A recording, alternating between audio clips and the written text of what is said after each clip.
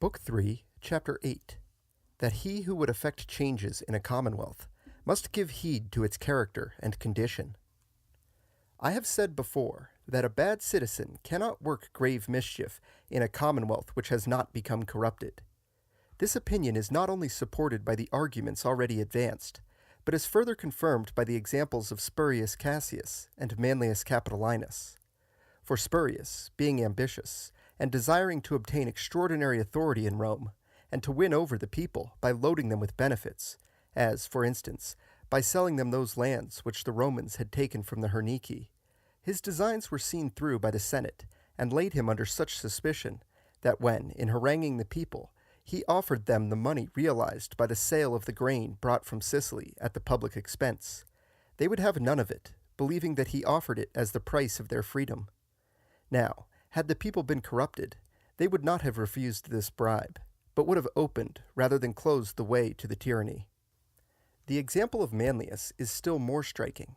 for in his case we see what excellent gifts, both of mind and body, and what splendid services to his country were afterwards cancelled by that shameful eagerness to reign, which we find bred in him by his jealousy of the honors paid Camillus.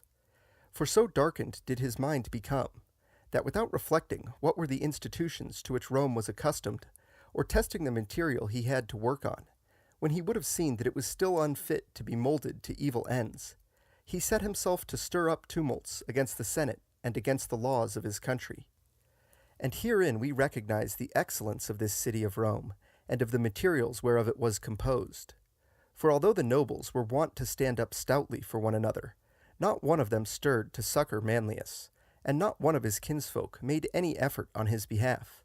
so that, although it was customary, in the case of other accused persons, for their friends to put on black and sordid raiment, with all the other outward signs of grief, in order to excite pity for the accused, none was seen to do any of these things for Manlius. Even the tribunes of the people, though constantly ready to promote whatever courses seemed to favor the popular cause, and the more vehemently the more they seemed to make against the nobles, in this instance sided with the nobles to put down the common enemy. Nay, the very people themselves, keenly alive to their own interests, and well disposed towards any attempt to damage the nobles, though they showed Manlius many proofs of their regard, nevertheless, when he was cited by the tribunes to appear before them and submit his cause for their decision, assumed the part of judges and not of defenders, and without scruple or hesitation sentenced him to die. Wherefore, I think, that there is no example in the whole Roman history which serves so well as this to demonstrate the virtues of all ranks in that republic. For not a man in the whole city bestirred himself to shield a citizen endowed with every great quality, and who, both publicly and privately, had done so much that deserved praise. But in all, the love of country outweighed every other thought, and all looked less to his past deserts than to the dangers which his present conduct threatened, from which to relieve themselves they put him to death.